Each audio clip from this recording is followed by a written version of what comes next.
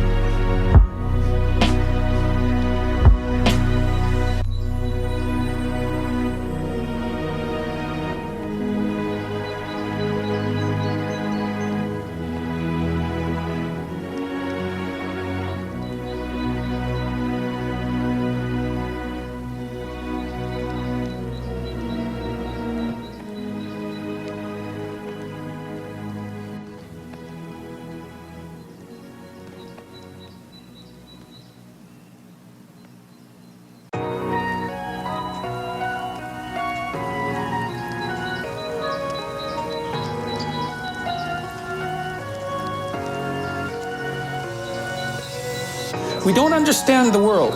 Like, I do think the world is more like a musical masterpiece than it is like anything else. And things are oddly connected. Now, you know, I know that sounds new agey and it sounds metaphysical. I'm saying bluntly, this is speculative, right? I'm feeling out beyond the limits of my knowledge. I'm not willing to dismiss the mysterious. The mysterious. I'm not willing to dismiss the mysterious. I've experienced the mysterious in a variety of different ways, and it's very mysterious. Very mysterious. We certainly know that we're bounded by ignorance, and there's far more going on than we know or can know. We do. The problem is when you start to speculate, it's a projection of your imagination. Now, that's not necessarily a bad thing, because knowledge advances through projection of imagination. But the problem is, you can see yourself reflected back at you, and then it's self-fulfilling. And so you can see what you want.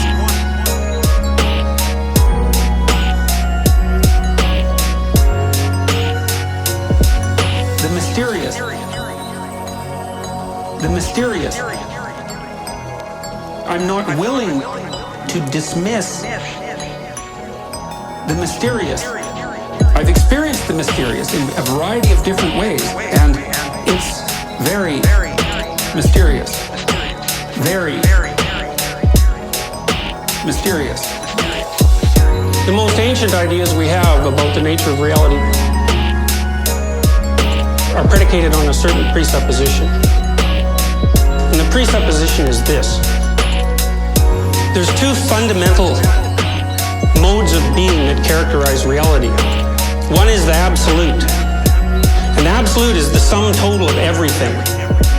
So if you think about things in their most unbounded possible form, if you think of things in their infinite number of potential variations, you can think about that as one pole of reality.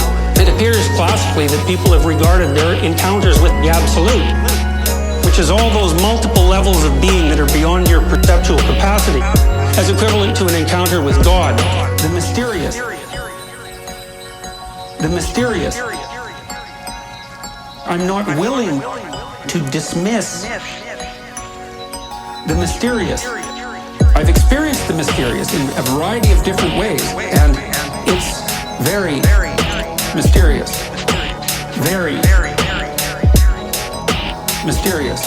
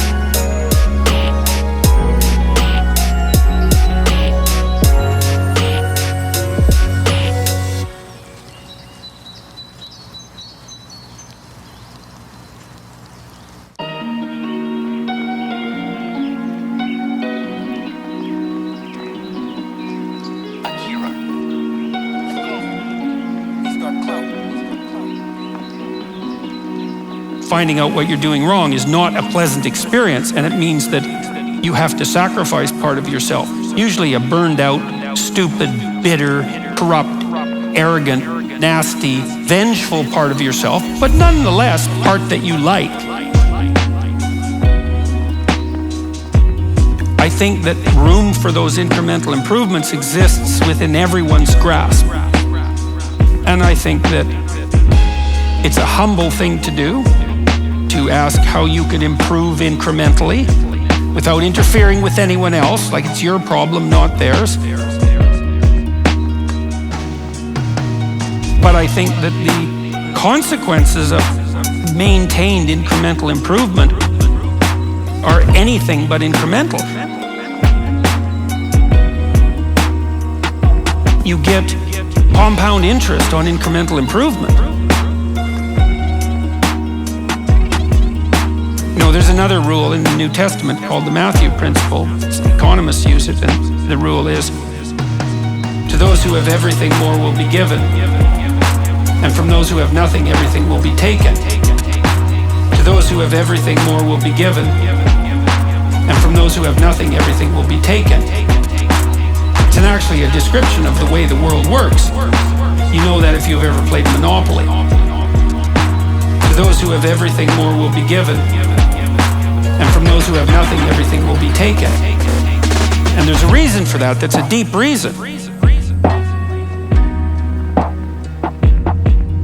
And it's a very harsh rule, because it means as you start to wander off the path, the probability that you will wander further off the path increases non-linearly. And that's a terrible thing to know. As you wander towards the edge, the probability that you'll fall off the cliff increases. And that's statistical justification for the concept of hell. But as you improve, the probability that each improvement will produce a further improvement increases.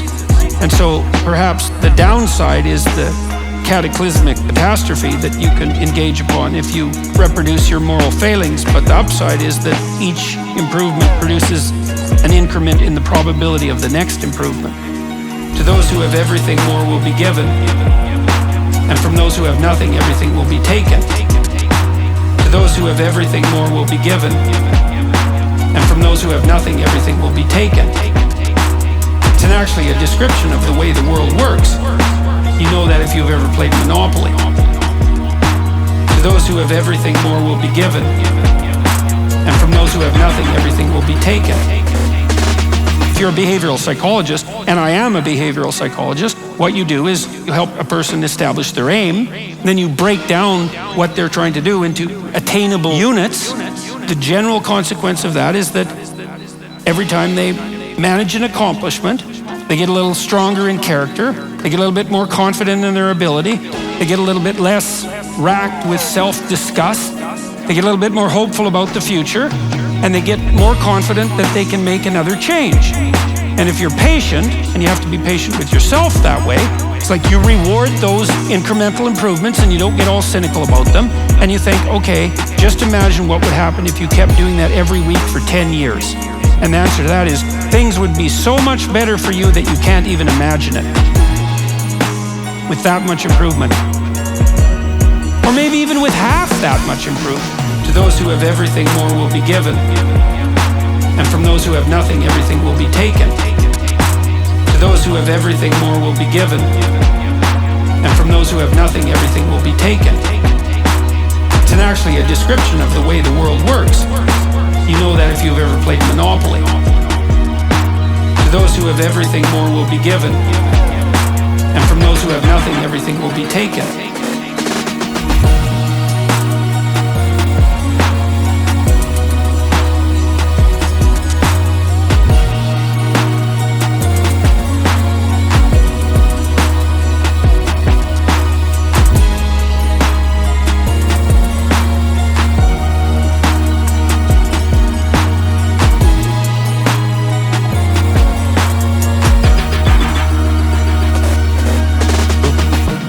So that's a very good way of progressing.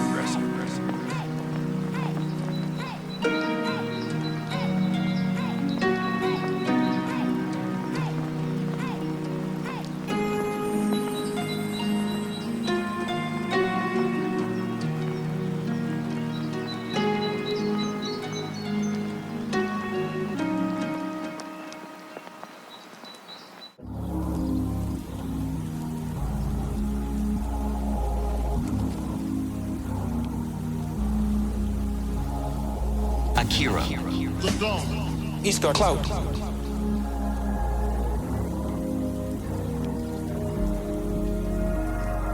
I've had situations in my lab where I had underperforming graduate students, and one of the things that was really awful about that was that it was really hard on the high-performing graduate students, because they felt that even being in the same category as the people who weren't working hard and pulling their weight devalued what they were doing.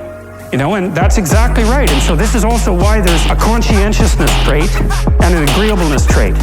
Because conscientious people judge you on your accomplishments, right? They don't give a damn about your feelings.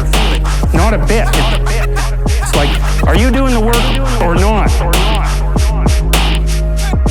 Whereas agreeable people think, well, your mother's sick and you've got a bunch of family problems and we all have to take care of each other and it's no wonder that you're having a rough time. And, you can't say that one of those attitudes is correct and the other isn't correct.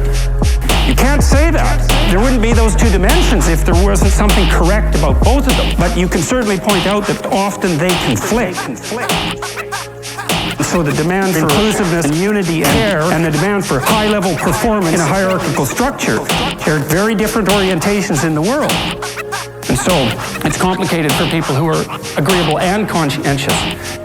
Agreeable and conscientious. Agreeable and conscientious. Agreeable and conscientious. Agreeable and conscientious. one of the things that happens very often in psychotherapy, you know, people come to psychotherapy for multiple reasons, but one of them is they often come because they're too agreeable. And so what they get is so-called assertiveness training, although it's not exactly assertiveness that's being trained. What it is the ability to learn how to negotiate on your own behalf. And one of the things I tell agreeable people, especially if they're conscientious, is say what you think. Tell the truth about what you think. There's going to be things you think that you think are nasty and harsh. And they probably are nasty and harsh, but they're also probably true. And you need to bring those up to the forefront and deliver the message. And it's not straightforward at all, because agreeable people do not like conflict. Not at all. They smooth the water. It takes a lot of conflict to solve problems in the short term. That can spiral up to where it's dangerous, which it can if it gets uncontrolled. It might be safer in the short term to keep the water smooth and to not delve into those situations where conflict emerges. The problem with that is it's not a very good medium to long-term strategy. So lots of times there are things you have to talk about because they're not going to go away.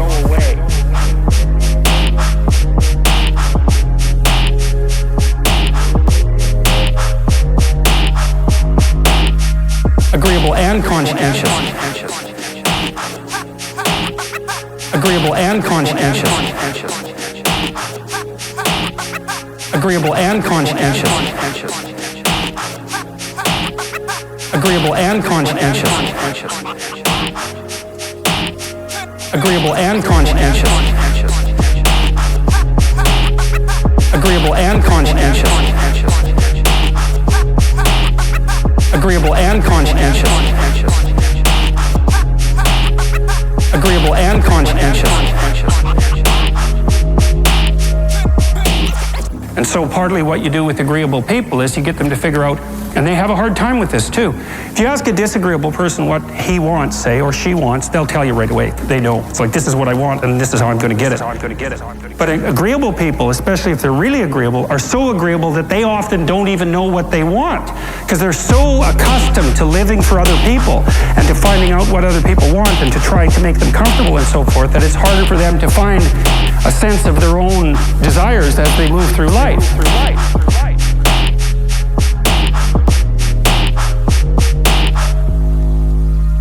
Agreeable and conscientious. Agreeable and conscientious. Agreeable and conscientious. Agreeable and conscientious. Agreeable and conscientious. Agreeable and conscientious. Agreeable and conscientious. Agreeable and conscientious.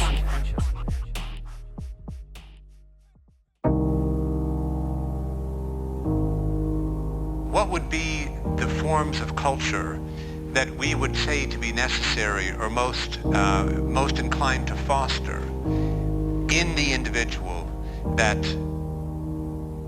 blowing of the flame? I think the most accessible form for most people is music. And music, to me, is the most representational form of art, because I think that the world is made out of patterns. And we perceive some patterns as objects, but fundamentally it's patterns. And what you want is all the patterns of the world to interact harmoniously in something where every element is related intelligibly to every other element. And I think that when your life is in harmony, then you can feel that. When you're dancing to beautiful music, you're acting that out. The music is the music of the spheres, and you're participating in the patterning of your being in accordance with that structure, and that gives you an intimation of transcendence. Music is everything.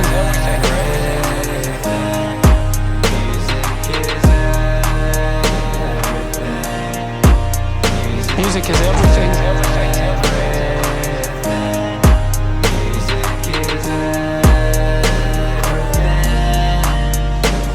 It's not criticizable. That's the thing that's so lovely about it, is even as our society has become more cynical and more self-destructive and more deconstructionist, the power of music has in fact grown.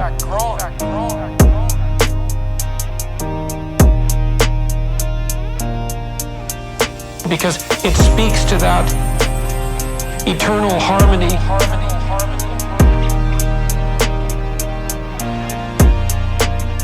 And the reality of that eternal harmony in a way that mere intellect cannot deny.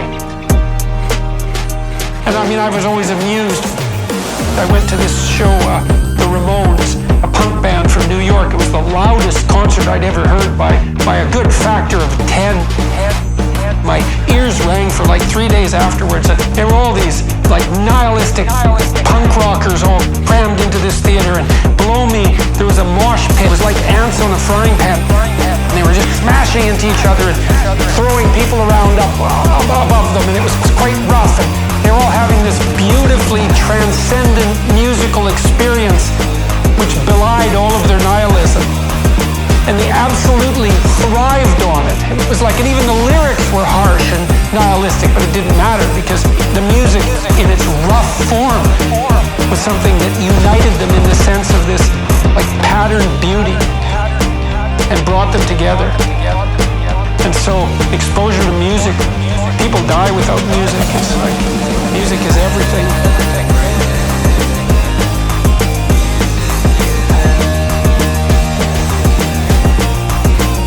Music is everything.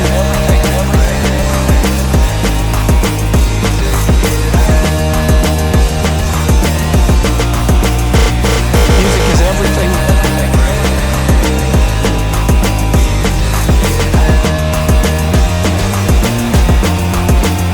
Music is everything.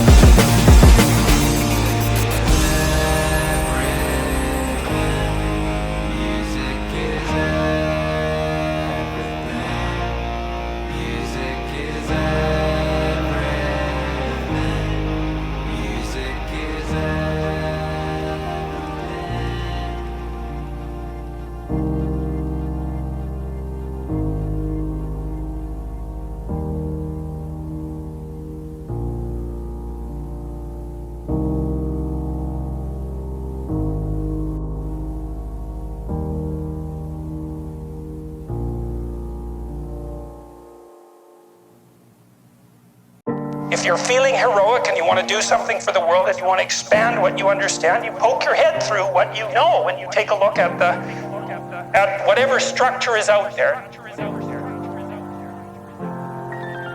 And to me, this is a recreation of the Taoist yin-yang symbol. You know, with the white paisley here, and that's what you know, and the dark paisley serpents there, and the right place to be is right on the line between them.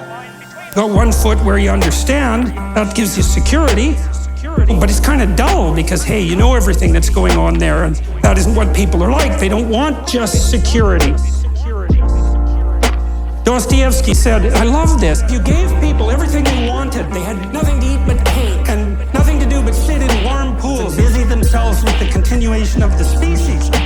The first thing they would do, well, maybe after the first week, was go kind of half insane and smash everything up just so that something that they didn't expect would happen, so that they'd have something interesting to do. And it's so right, because the utopian notion that if you just had all the material stuff you wanted, that you'd be... What would you be? What would you do? Well, what would you be? What would you do? What would you be? What would you do? Well, what would you be? What would you do? You just sit on the couch and watch TV? I mean, you'd be, I don't know what, you'd be cutting yourself just for entertainment in no time flat, you know, and that's the sort of thing that people do. So we're not adapted for security and utopia. We're adapted for a certain amount of security because, we are vulnerable, but mostly we want to have one foot out where we don't know what the hell is going on, because that's where you're alert and alive and tense and with it. I believe this, and I believe it actually has something to do with the hemispheric structure of the physiology of your brain. The right hemisphere looks roughly adapted to what you don't know, and the left hemisphere is adapted to the world that you do know. And the right place for you to be is halfway between them. You can tell that. That's what's so cool. What would you be? What would you do? We're not adapted for security and utopia. Well, what would you be? What would you do? Mostly we want to have one foot out where we don't know what the hell is going on. What would you be? And you want to be out there in the unknown enough so that you keep updating yourself. Well, what would you be? What would you do? That's where you're alert and alive. This tells you that this is actually reality that's manifesting itself to you. You know, that sense of active engagement you have in the world when things are working well for you, where you should be at the right time. You're alert and on top of things and engaged, and you don't have much of a sense of time. And the sense of the tragedy of life sort of recedes. That's when you've got one foot where it's secure and one foot out in the unknown. And your brain signals to you that you're in the right place by making what you're doing meaningful. That sense of meaning is actually a neurophysiological signal that you've got the forces of the cosmos properly balanced in your being at that moment. And that's why it feels so good. And now, well, what else could it possibly be?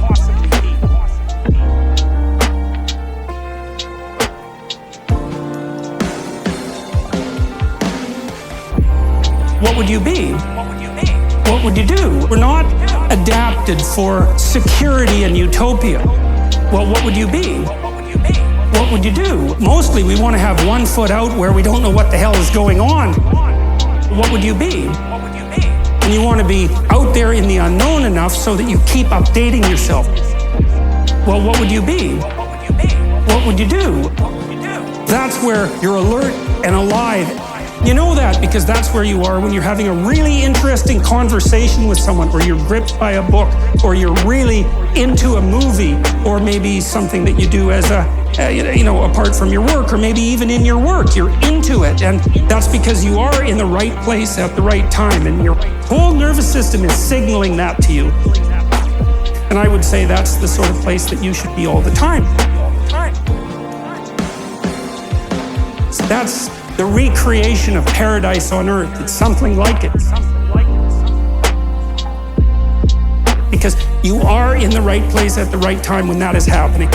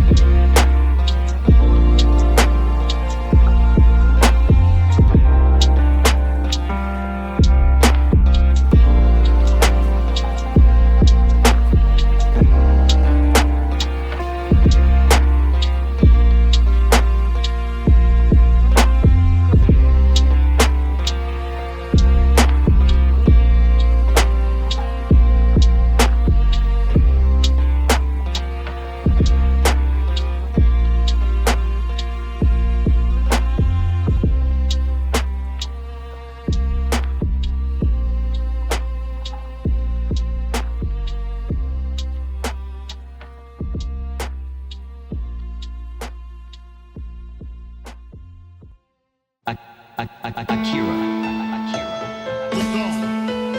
He's got clout. This is from Friedrich Nietzsche. Of course, you probably know that he was the philosopher who announced the death of God. What he meant by that was that the fundamental metaphysics that underlie Western culture had lost their foundation.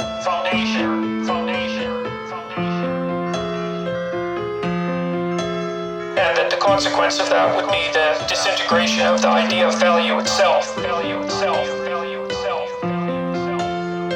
Especially of value hierarchies.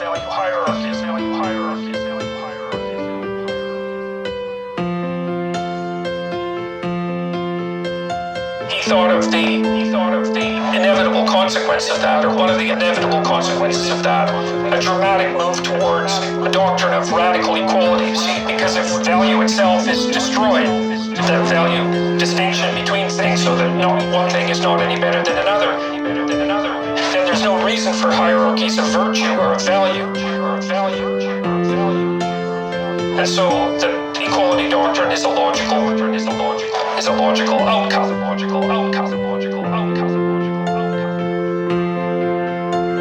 So here's what he wrote about that. Behold, this is the hole of the tarantula. Do you want to see the tarantula itself? Here hangs its web. Touch it so that it trembles. There it comes willingly. Welcome, tarantula. Your triangle and symbol sits black on your back. And I also know what sits in your soul. Revenge sits in your soul. Wherever you bite, black scabs grow. Your poison makes the soul whirl with revenge. Thus I speak to you in a parable. You who make souls whirl. You preachers of equality. To me you are tarantulas and secretly vengeful. But I shall bring your secrets to light. Therefore I laugh in your faces. It's my laughter of the heights. Therefore I tear at your webs, that your rage may lure you out of your lie holes, and your revenge may leap out from behind your word. Justice. For that man be delivered from revenge. That is for me the bridge to the highest hope, and a rainbow after long storms. The tarantulas, of course, would have it otherwise. What justice means to us is precisely that the world be filled with the storms of our revenge. Thus they speak to each other. We shall wreak vengeance and abuse on all whose equals we are not. Thus do the tarantula hearts vow. And will to equality shall henceforth be the name for virtue. And against all that has power, we want to raise our clamor. You preachers of equality, the tyrannomania of impotence clamors thus out of you for equality. Your most secret ambitions to be tyrants thus shroud themselves in words of virtue. Aggrieved conceit, repressed envy, perhaps the conceit and envy of your fathers, erupt from you as a flame and as the frenzy of revenge. What was silent in the Father speaks in the Son. And I often found the Son, the unveiled secret of the Father. They are like enthusiasts, but it is not the heart that fires them, but revenge. And when they become elegant and cold, it is not the spirit, but envy that makes them elegant and cold. Their jealousy leads them even on the paths of thinkers, and this is the sign of their jealousy. They always go too far, till their weariness must in the end lie down to sleep in the snow. Tarantulas. Tarantulas. Tarantulas. Tarantulas. Out of every one of their complaints sounds revenge. In their praise there is always a sting. And to them. But thus I counsel you, my friends, mistrust all in whom the impulse to punish is powerful. They are people of a low sort and stock, the hangman and the bloodhound. The hangman and the bloodhound. The hangman and the bloodhound. The hangman and the bloodhound. Look out of their faces. Mistrust all who talk much of their justice. Verily, their souls lack more than honey, and when they call themselves the good and the just, do not forget that they would be Pharisees, if only they had power. My friends, I do not want to be mixed up and confused with others. Some preach my doctrine of life, and are at the same time preachers of equality. And tarantulas, although they are sitting in their holes, these poisonous spiders, with their backs turned on life, they speak in favor of life, but only because they wish to hurt.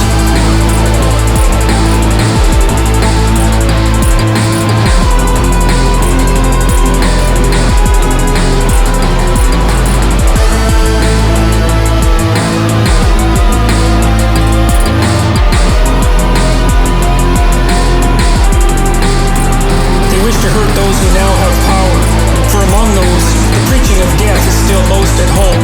If it were otherwise, the tarantulas would teach otherwise. They themselves were once the foremost slanderers of the world, and burners of heretics.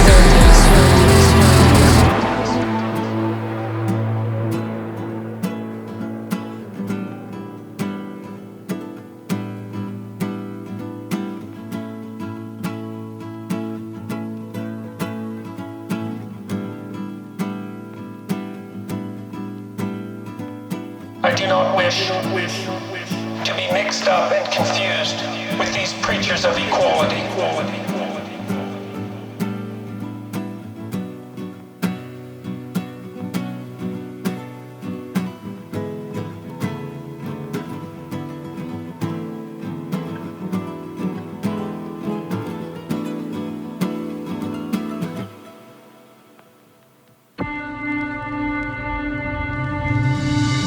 Men don't struggle for power. That isn't what men do. Not if they're civilized. They size each other up and elect the competent to lead them. And they do that at every level of society. I worked in a rail crew in southern Saskatchewan. They're rough guys, like a lot of them had been in prison, you know. And when you first came onto the rail crew, you got a stupid nickname and people teased you. And I remember this one kid called Lunchbucket. That was his nickname because he came to the rail crew with a lunch bucket that looked like his mom had packed it. That was a bad idea. So they named him Lunchbucket, which he wasn't very happy about. Well, that was a mistake. He should have taken it with a smile. And then he was always peevish and irritable. And if you asked him to do something, he'd whine. Soon, there was about 60 men on this crew. It stretched out about a quarter of a mile down the tracks. Soon, anonymous harassers were throwing pebbles at him during work. We had hard hats on, so the game was, let's see if we can hit a lunch bucket in the hard hat with a pebble. And then that was purposeful because he couldn't take a joke. It's like, well, let's see if he can take this joke. Clunk.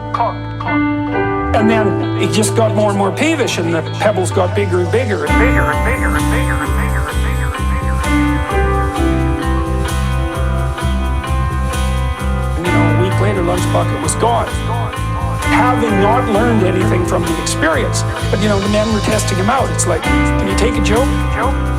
Can you be useful? Can you at least be amusing? Is there something worthwhile about you? It's like, no. It's like, okay, well then, you're out of here. Because you never know when we actually might need to depend on you.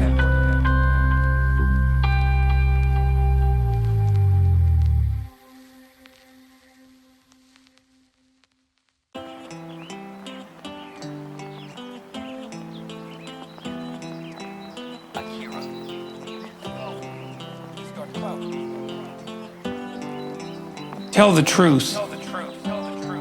Or at least don't lie.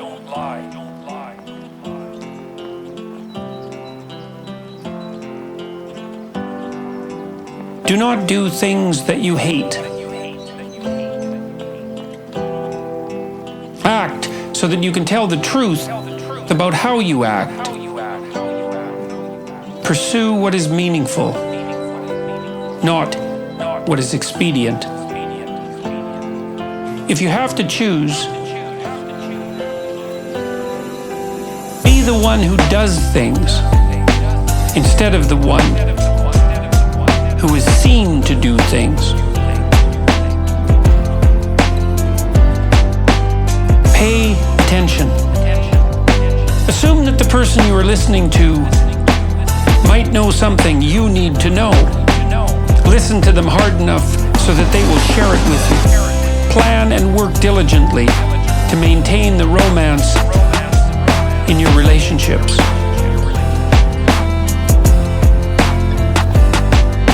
Be careful who you share good news with.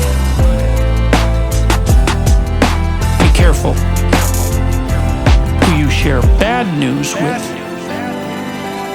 Make at least one thing better every single place you go. Imagine who you could be, and then aim single-mindedly at that. Do not allow yourself to become arrogant or resentful. Try to make one room in your house as beautiful as possible. Compare yourself to who you were yesterday, not to who someone else is today. Work as hard as you possibly can on at least one thing and see what happens.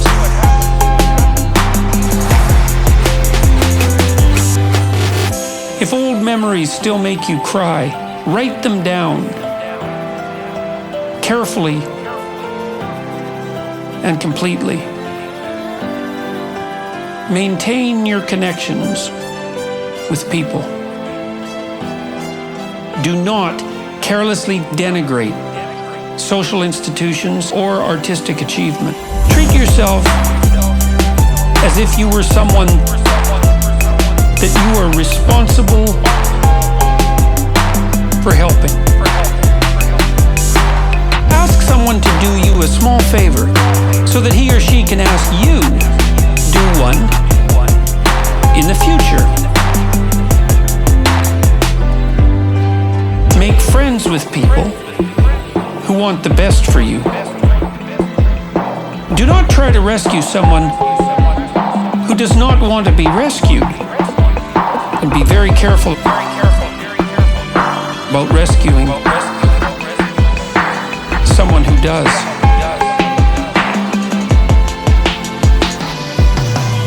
Nothing well done is insignificant.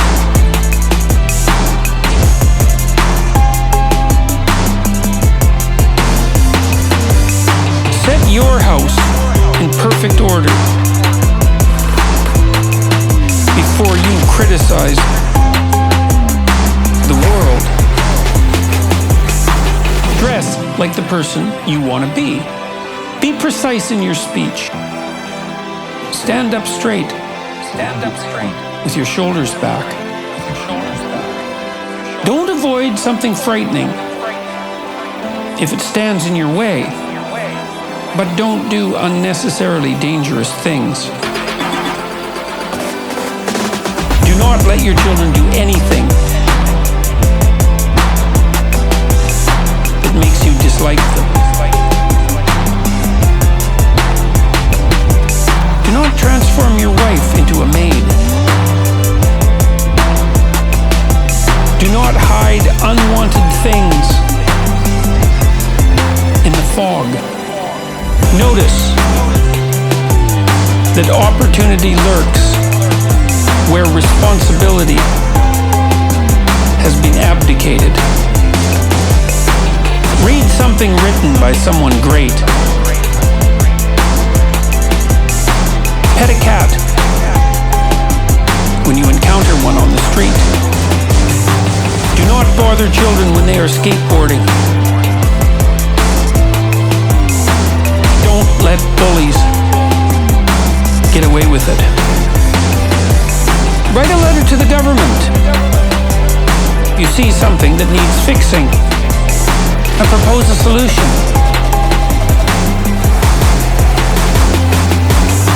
Remember that what you do not yet know is more important than what you already know.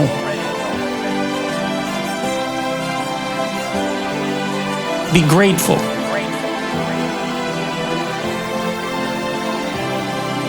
In spite of your suffering.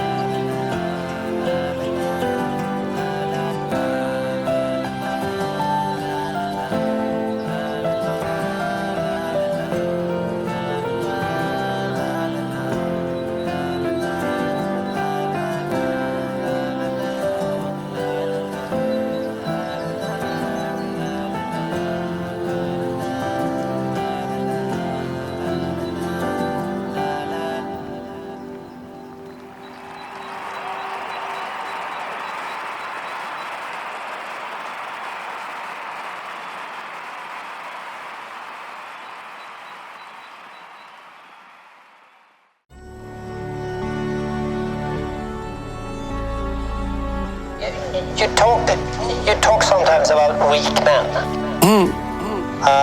Why are weak men such a problem? Well, weak people are a problem. In general. And I don't mean physically weak. I mean cowardly. And deceitful. I'm thinking it more in terms of moral weakness. There's a variety of reasons. First of all, if you can't support your own weight, let's say, then someone else has to do it. And that's not good. If you don't pick a forthright and useful and noble pathway through life, then you'll become bitter and too hurt by the tragedy of existence, and then you tend to seek your revenge wherever you can get it. And that's not good. So it's a mistake on all fronts. It's not good for you, it's not good for your family, it's not good for the community. It's certainly not a good medium to long-term strategy, because life is very, very difficult, and you have to be prepared for that. That's strength. And necessary.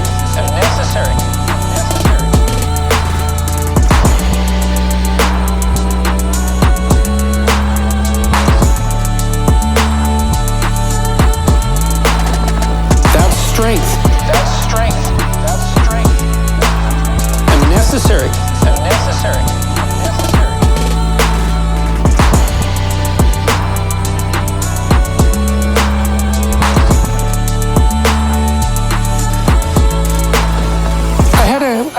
I had a watcher the other night at my lecture in Oslo, and he wrote me a letter. He was a 17-year-old boy. His father had died suddenly about 6 months before, and he found his dad when he was dying and was very, very shocked and horrified and hurt by what had happened. And I had recommended on my YouTube lectures that one thing you could aim for was to be the strongest person at your father's funeral. And so that's what he did. And he helped his mom, and he wrote a 200-word eulogy and got through it. And so, good for him. That's strength. That's strength. And necessary. I believe that people are stronger than their misfortunes.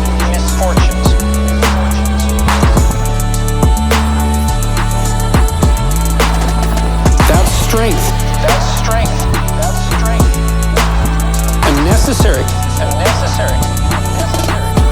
I believe that people are stronger than their misfortunes.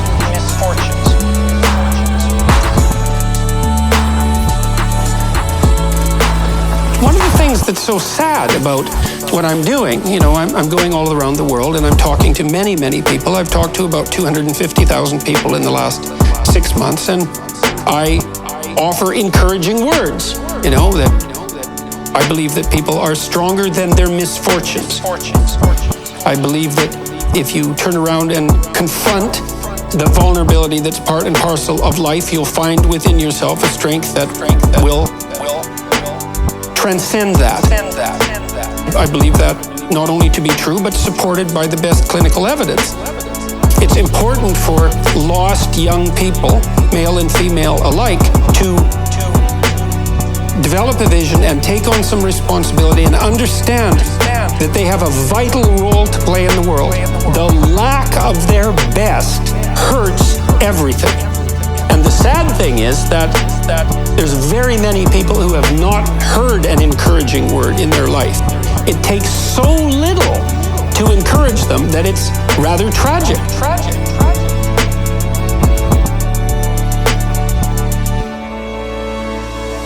That's strength. And necessary. I believe that people are stronger than their misfortunes.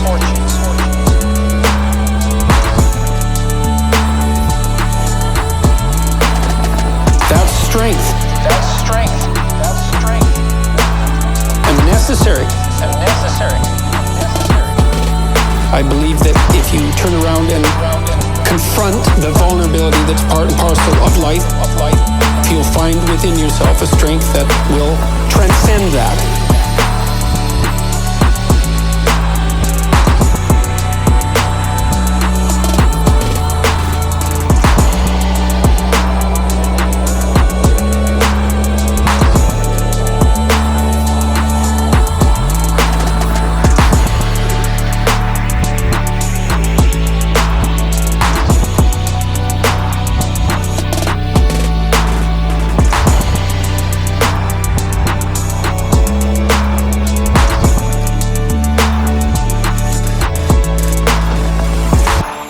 I have people come up to me, many people every day in the lectures and on the street, who tell me I was in a bad place, I was struggling, I've been watching your lectures, I've been reading your book, I've put my life together, I'm trying to be responsible, tell the truth, things are way better. Thank you. Can't get any better than that. So, and that's that.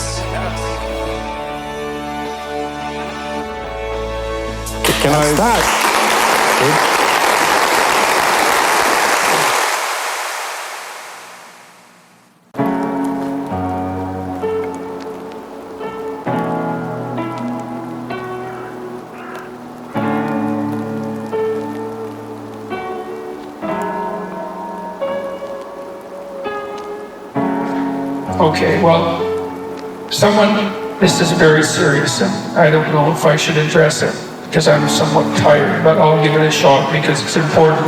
Now, it's very serious and troublesome question. I plan on taking my own life very soon. Why shouldn't I?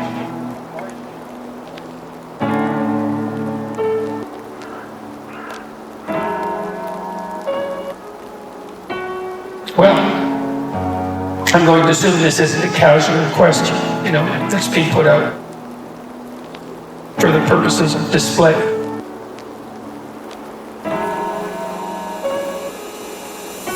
Well, the first thing I would say is you have to think very carefully through the consequences of that for other people.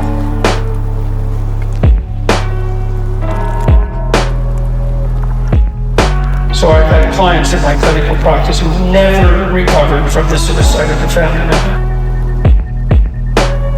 Decades later, they're still torturing themselves about it. And so that's what you leave behind. Maybe you're feeling life has been twisted against you and that people deserve to suffer for the misery that they've imposed upon you. But I would say, think very, very carefully before you go down that route. No, it's a terrible thing to leave people with. Part of the reason that suicide has been illegal in most societies is because it absolutely devastates the people you leave behind. And you might think, well, those people would be better off without me. And if you get really depressed, you can think that way, and you can even get to the point where you can't think any other way than that. If you're at the point where you can't think any other way than that, then you should tell someone and you should go to the hospital. Because that can happen, it can happen if you get depressed. There are treatments for depression, and many of them work for some people. They certainly beat the hell out of suicide. Even if they have some negative side effects, and sometimes they do, quite frequently they do, the negative side effects aren't fatal. I mean, there's lots of reasons that people get depressed that are very, very complex. Don't give up hope and do something final before you've explored all possible options.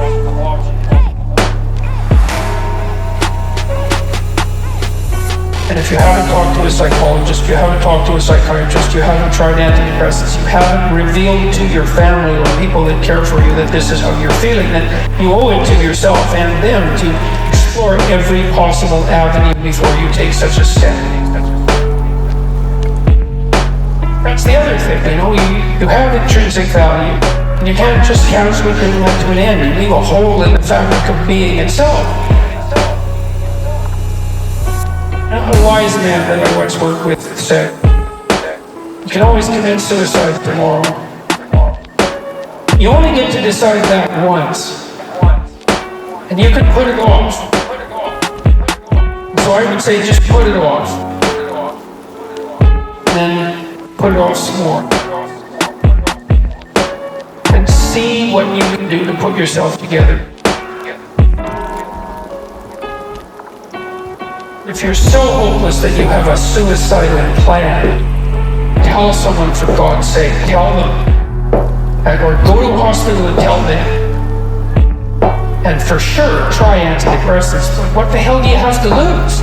Do everything you possibly can to address the issue before you do something like that. And do give some thought to the people that you're going to leave behind. Because believe me, you may just absolutely wipe them out in a way that they will never recover from. You cannot fix someone's suicide. You're stuck with it. You torture yourself for the rest of your life. If I would have only known, if I would have only said something different. Don't be so sure that your life is yours to take.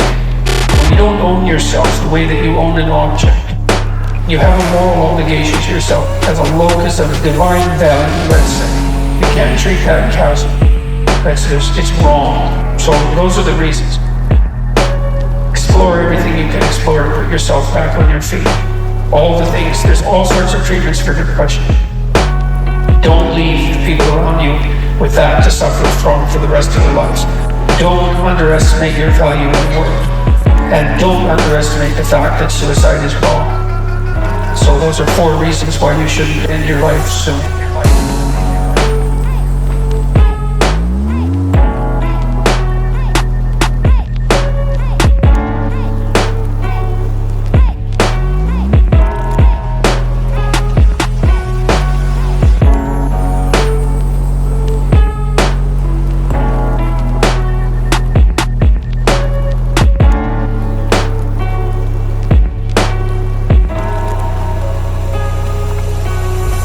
A wise man that I once worked with said, you can always commit suicide tomorrow.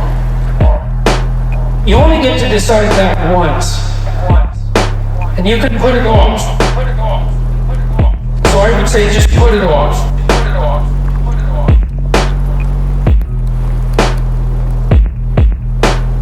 Put it off.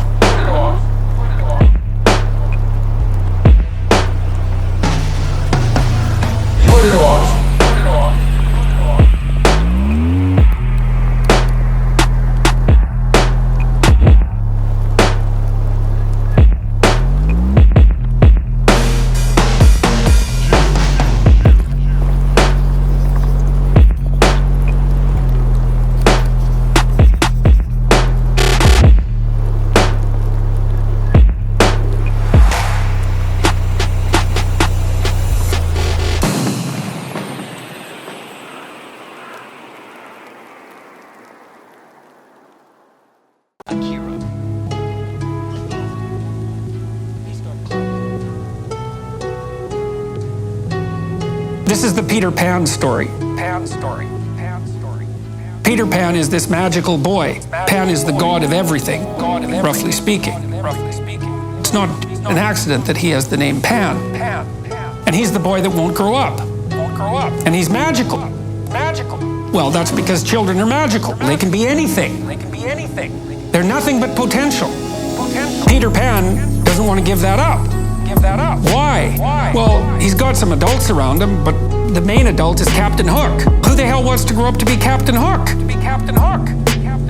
First of all, you've got a hook. Second, you're a tyrant. And third, you're chased by the dragon of chaos with a clock in its stomach. The crocodile, it's already got a piece of you. Well, that's what happens when you get older. Time has already got a piece of you. And eventually, it's got a taste for you. And eventually, it's going to eat you. Hook is so traumatized by that he can't help but be a tyrant. And then Peter Pan looks at traumatized Hook and says, well, no, I'm not sacrificing my childhood for that. He ends up king of the Lost Boys. Sacrifice. You get to pick your damn sacrifice. That's all. Sacrifice. You don't get to not make one. You're sacrificial whether you want to be or not. And who the hell wants to be king of the Lost Boys? And he also sacrifices the possibility that he'll have a real relationship with a woman, because that's Wendy. She wants to grow up and have kids and have a life. She accepts her mortality. She accepts her maturity. Peter Pan has to content himself with Tinkerbell. She doesn't even exist. She's like the fairy of porn. She doesn't exist. She's the substitute for the real thing. There's a sacrificial element in maturation. You have to sacrifice the pluripotentiality of childhood for the actuality of a frame. Well, why would you do that? One reason is it happens to you whether you do it or not. You can either choose your damn limitation, or you can let it take you unaware when you're 30, or even worse, when you're 40. That is not a happy day. Sacrifice. You get to pick your damn sacrifice. That's all. Sacrifice.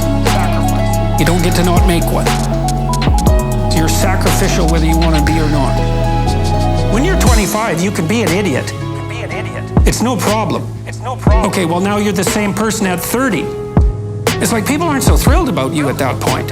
It's like, what the hell have you been doing for the last 10 years? Well, I'm just as clueless as I was when I was 22. Yeah, but you're not 22.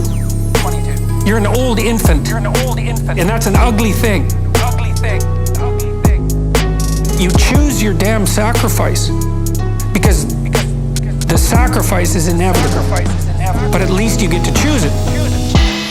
The problem with being a child is that all you are is potential. And it's really low resolution. You could be anything, but you're not anything. So then you go and you adopt an apprenticeship. At least you become something. And when you're something, that makes the world open up to you again. If you're a really good plumber, then you end up being far more than a plumber. You end up being a good employer.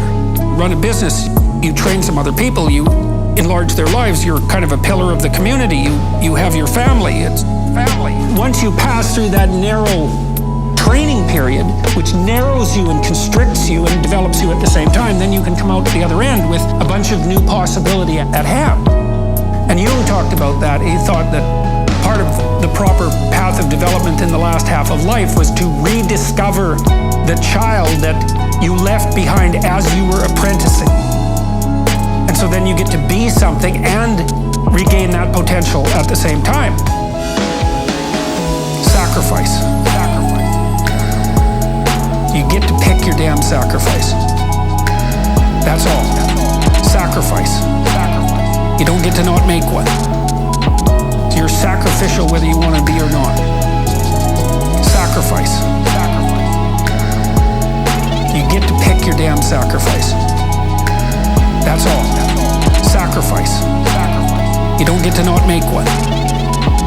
You're sacrificial whether you want to be or not.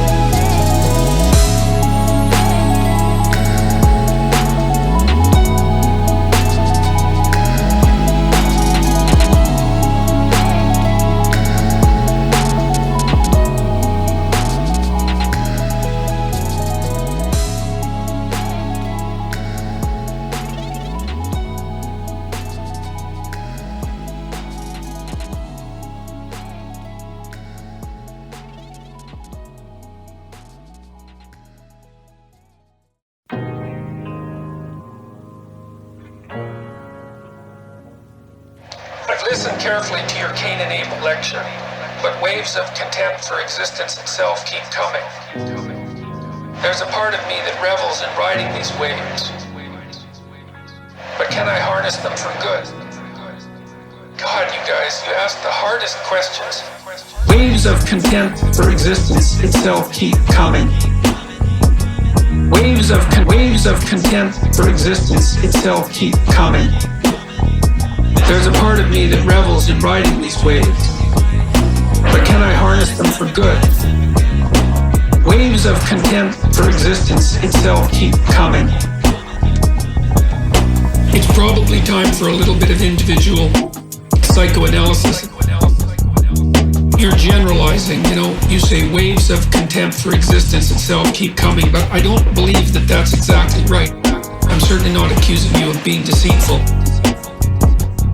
It's more like low resolution. My suspicions is that there's a set of experiences that you've had that are characteristic to your own personal life that have caused you some bitterness and some resentment, and that those haven't been thought through. Usually thinking through means trying to take as much responsibility for altering the conditions under which those things happen going forward into the future as possible. Like, the purpose of memory is to stop you from doing the same stupid things in the future, right? If you've had experiences that have made you bitter and resentful, or are still engaged in experiences that are doing that, then you need to do a careful microanalysis of what those are and see if you can flip your attitude in some manner. I'm not saying this is easy, but the first thing you could do is at least figure out what those memories are.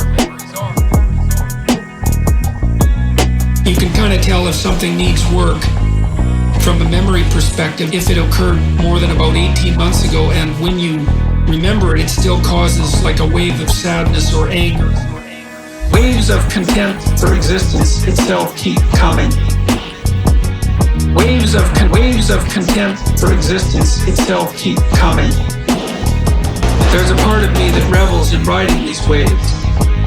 But can I harness them for good?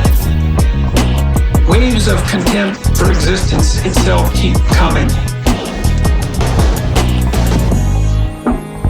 What that means is that your brain is still targeting that experience as threatening and unexplored. And what that means is that in some sense part of you, or a part of you that could exist, is still stuck in that memory.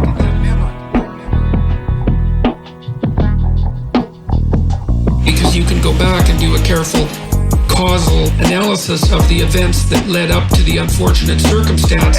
Try to map out your role. even if your role is minor. There's going to be things that you could have done differently to avoid it, and that's what you need to figure out for the future.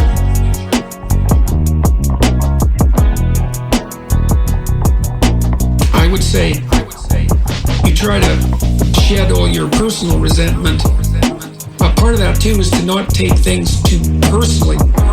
There's nothing personal about the fact that terrible things happen to you, unless you're directly causally involved. As it says, I believe in the Old Testament, rains on the just and the unjust alike. The tragedy and difficulty and even the confrontation with evil are built into the structure of existence, and it's not aimed at you personally. It may be the price that we pay for existence itself. You could say, well, that price is too high to pay. But if you start thinking that way, then you make everything much, much worse. Waves of contempt for existence itself keep coming. Waves of contempt for existence itself keep coming. There's a part of me that revels in riding these waves. But can I harness them for good? Waves of contempt for existence itself keep coming.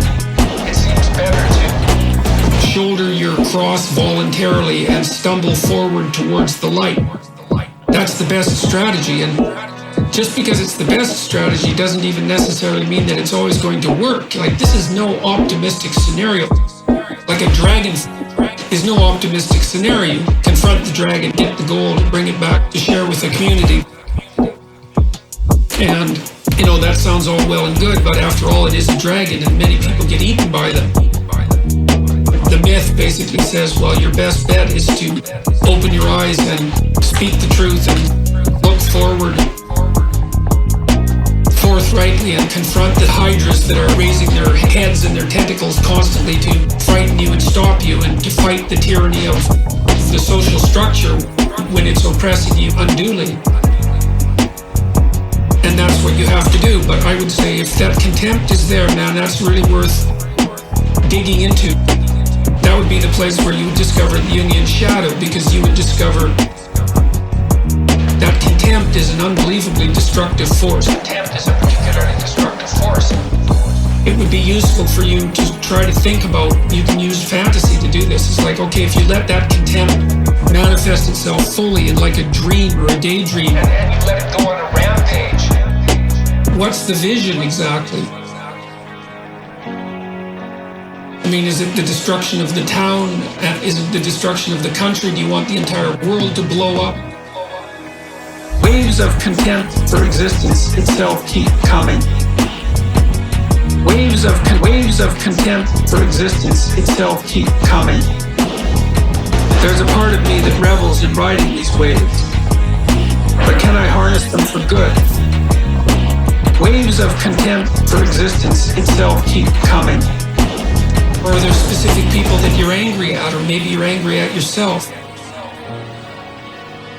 Those waves of contempt are unarticulated elements of experience, and they're part of your shadow. So, can you harness them for good? Well, the more you understand your dark urges, more likely you are to be able to regulate and control them and to use them as part of your power. A person who has authority is someone who's integrated the dangerous parts of themselves, and that's part of what gives their words gravitas and weight. And so, yes, I think you could harness them for good.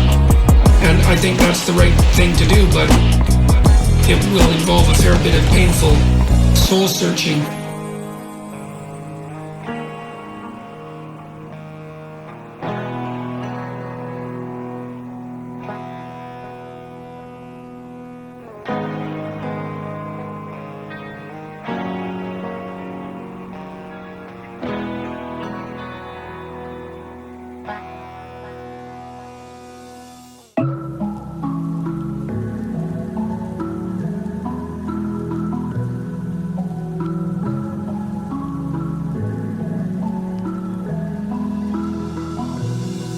So there's a line in the New Testament where Christ says that no one comes to the Father except through him, which is a hell of a thing for anyone to say. I am the way and the truth and the life. That's another one. Here's the idea.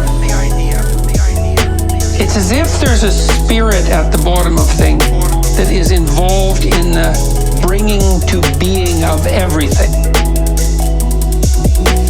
People talk about evolution as a random process, but that's not true.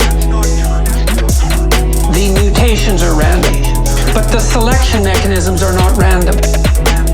What are the selection mechanisms? Human females are very sexually selective. That's why you have twice as many female ancestors as male ancestors. So the male failure rate for reproduction is twice that of the female. How is it that males succeed differentially? Females reject. They reject on the basis of what? And the answer is, well, it's something like competence. How is competence defined? Well, men put themselves in hierarchies and they vote on each other's competence. Let's say you decide to follow the best leader in a battle. Well, then you don't die. Like, he might get all the women, but you don't die, so at least you're still in the game. And it might be the same if you're following the greatest hunter. And the greatest hunter wouldn't be the person who was best at bringing down the game. It would be the person who was best at bringing down the game and sharing it and organizing the next hunt and all of that. What that means to some degree is that there's a spirit of masculinity shaping the entire structure of human evolutionary history.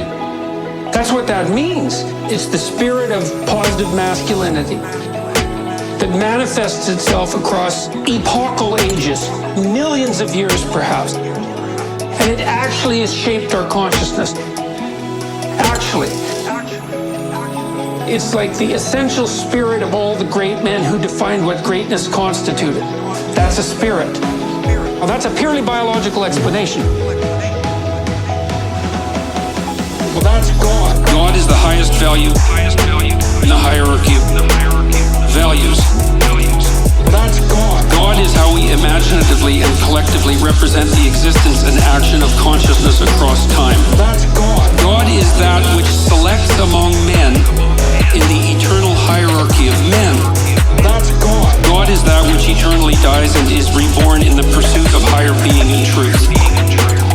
But then there's another possibility too, which is that that's actually reflective of a deeper metaphysical reality that has to do with the nature of consciousness itself. I think that's true. I believe the biological case, and I believe the biologically reductive case, but I don't think that exhausts it. There's a metaphysical layer underneath that the biology is a genuine reflection of. And that's the macrocosm above and the microcosm below. We are really reflective, including in our consciousness, of something about the structure of reality itself.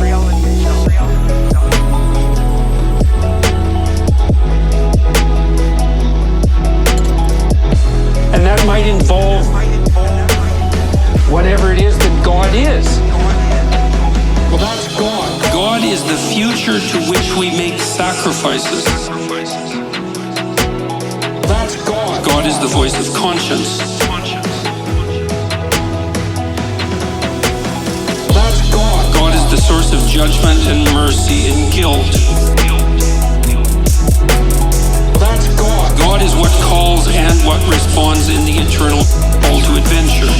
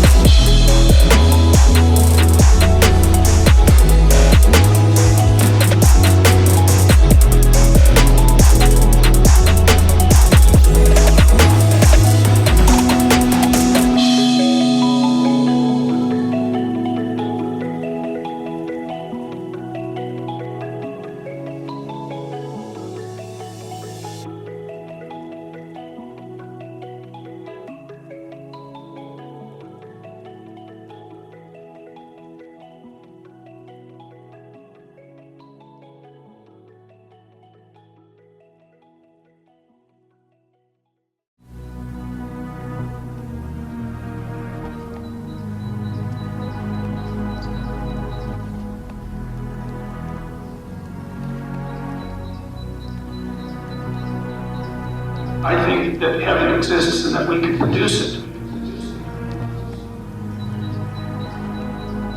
But we're not going to do that by changing the behavior of other people. It exists as a possibility, as potential. You know, we also believe in the existence of potential, even though it doesn't exist. So someone would say to you, for example, you're not living up to your potential. And you know what that means, and you're willing to regard it as a genuine statement that reflects something fundamentally real. Maybe there's nothing more real about you than your potential, strangely enough. Also, heaven and hell are potentials. That doesn't mean they're not real. And I think it's incumbent on people to work as hard as they can, not to fall into hell and to drag people there with them. And to work as diligently as possible to bring heaven onto earth as rapidly as we can. And I think that that's the sort of thing also that gives your life meaning, that you can start with trying to straighten things up around yourself that you can straighten up. It's a good way to begin, and you can do it. You can do it today. Carl Jung said that modern people do not see God because they don't look low enough. And I like that. It's like the injunction to not pray in public. Go home.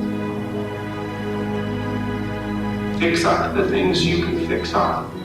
Get good at it. And see what you can bring about. And if enough people did that, God only knows what we could produce, man. Who knows? What are the limitations of a human being? We have no idea. We keep transcending our limitations constantly. I think that heaven exists and that we can produce it. But we're not going to do that by changing the behavior of other people.